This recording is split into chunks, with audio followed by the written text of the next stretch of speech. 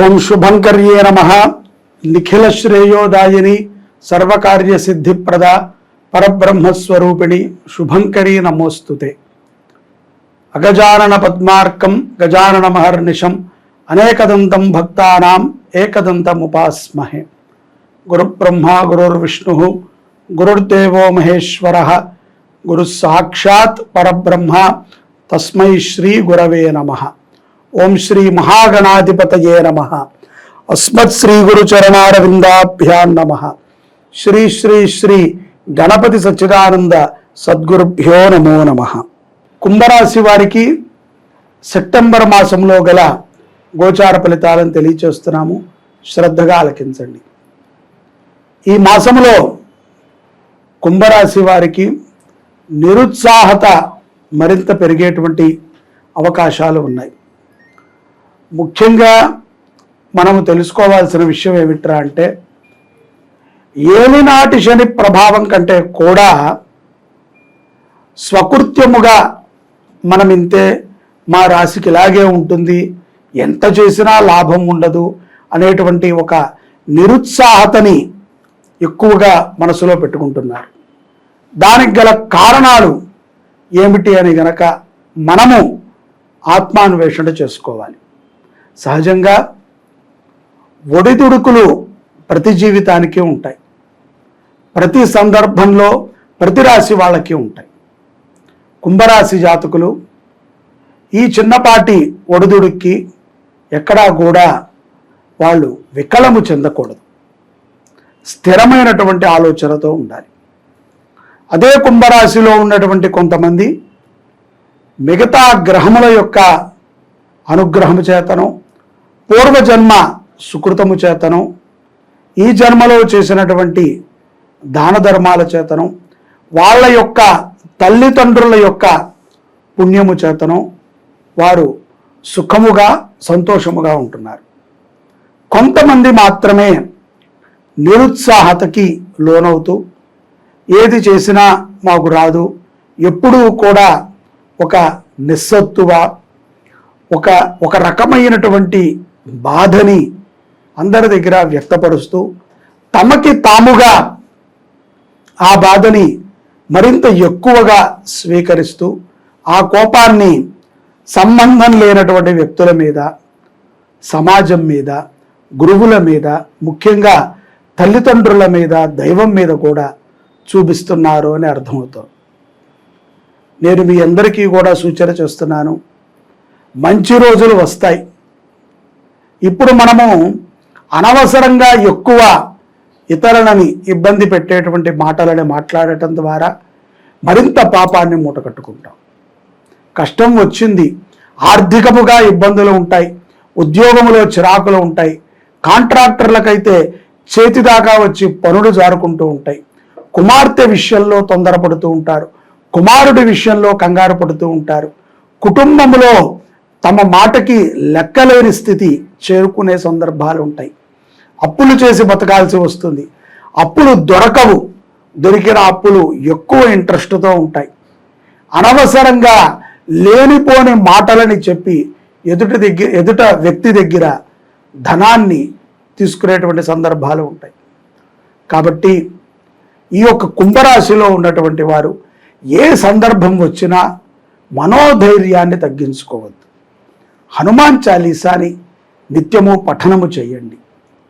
హనుమంతుడు మిమ్మల్ని రక్షిస్తాడు. విశ్వసించండి. ఇంతే సనాతన ధర్మము చెప్పింది.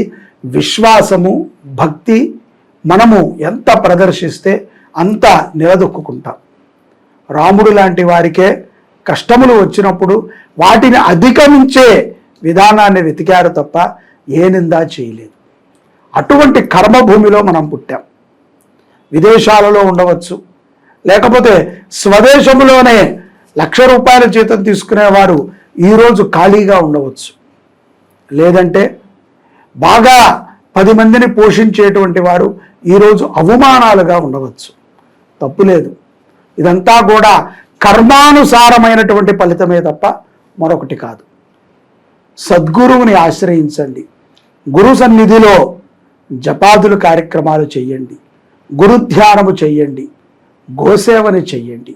ఇవన్నీ కూడా కుంభరాశి వారికి ఎంతో ధైర్యాన్ని ఇస్తాయి. సంసార జీవితంలో ఉన్నటువంటి వారు కొన్ని ఇబ్బందులు వారంతటి వారుగా తెచ్చుకోవడమే కాకుండా పక్కవారి ఇబ్బందిని కూడా మీద వేసుకునేటువంటి సందర్భాలు ఉంటాయి.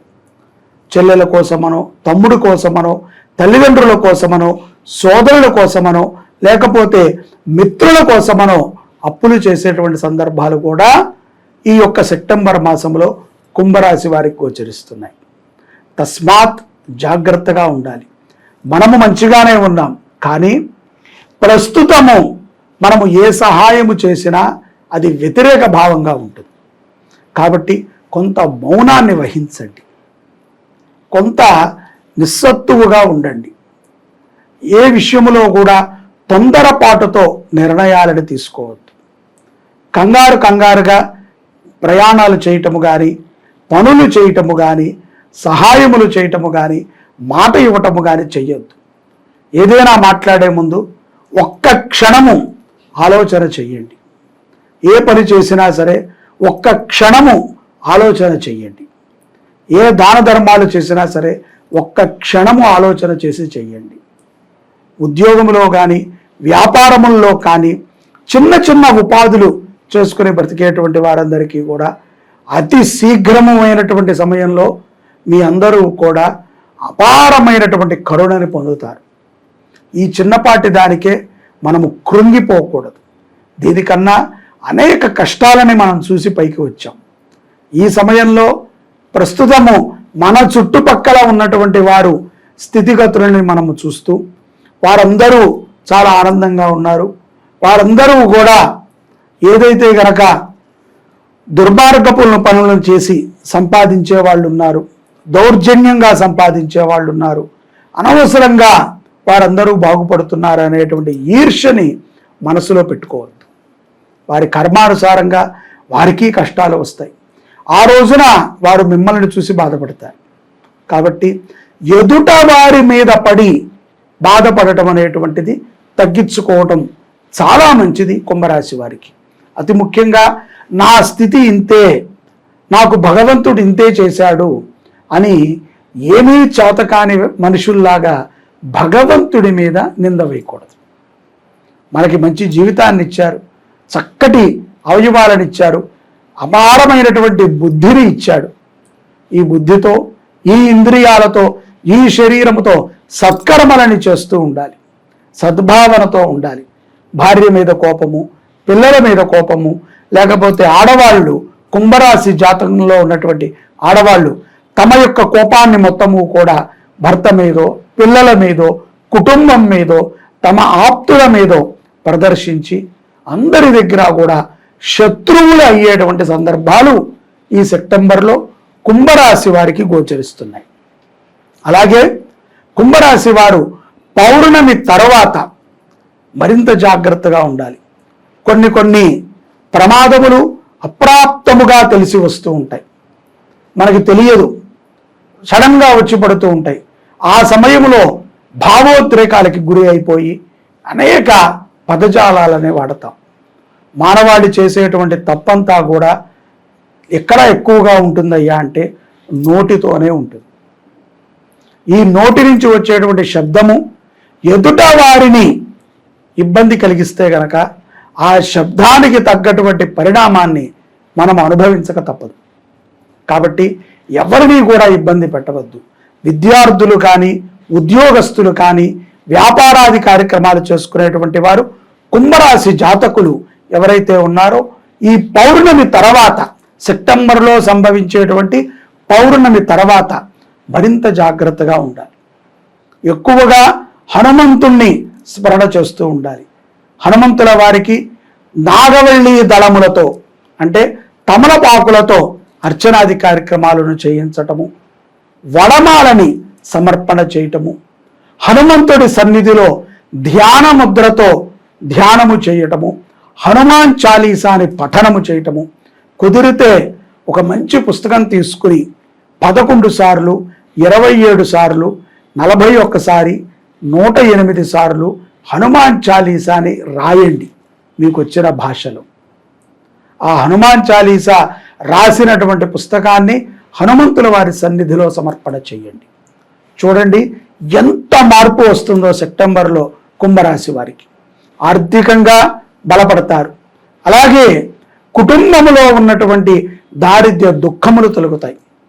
ఏదైతే మాకు కాంట్రాక్టులు రావట్లేదు, మాకు ఏదీ కలిసి రావట్లేదు, అంతా కూడా నిర్వీర్యమైపోతోంది, ఎక్కడికి వెళ్ళు మేము అవమాన పాలవుతున్నాం అనుకునేటువంటి వారు తప్పనిసరిగా విజయప్రదంగా నడుస్తారు.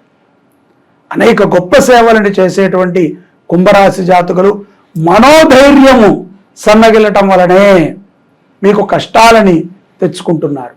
దయచేసి శని ప్రభావమా, గురు ప్రభావమా, గ్రహముల యొక్క ప్రభావమా అని మీలో మీరు మదన పడకుండా భగవంతుడికి ఎలా దగ్గరవ్వాలో సులభంగా దగ్గరవ్వండి. శుభ్రంగా ఉండండి, మంచి ఆహారాన్ని తీసుకోండి. మీరు తినేటువంటి ఆహారం ద్వారా మీకు ప్రాణశక్తి మరింత వేగంగా ఎదుగుతుంది. అలాగే మీకు ఉన్నటువంటి ఆరోగ్య సమస్యలు తొలగుతాయి. కుటుంబంలో ధనప్రాప్తి కలుగుతుంది. హనుమంతుల వారిని ఆరాధన చేయండి. హనుమంతుల వారికి ఈ సెప్టెంబర్ మాసంలో పూర్వభాద్ర నక్షత్రము రోజున అభిషేకాది కార్యక్రమాలు చేయించండి. పెద్దగా దాన ధర్మాలు చేయమని నేను ఎవరికీ చెప్పను. ఎందుకంటే దానము ధర్మము చేయాలంటే మనస్సుతో చేయాలి. ఎవరో చెబితేనో ఎక్కడో వింటేనో చేయకూడదు. నీకు అనిపించాలి, నా దగ్గర ఉన్నటువంటి ద్రవ్యాన్ని పరమాత్మకి నేను సమర్పించాలి. అటువంటి సహృదయులు అన్నదానము కూడా చేయవచ్చు. అన్నార్తులకి అన్నదానము చేయండి, గోవుని సంరక్షణ చేయండి, వేదముని అభివృద్ధి చేయండి. సనాతన ధర్మము నిలిచేది దేవాలయం నుంచి, గోవుల నుంచి, వేదాభివృద్ధి నుంచి, ధర్మ మార్గములో నడిచేటువంటి వారిని కాపాడటం నుంచి. ఈ నాలుగిటి నుంచి సనాతన ధర్మము వృద్ధి చెందుతుంది. సర్వే జనాః సుఖినో భవంతు. శ్రీ శుభంకర్యై నమః.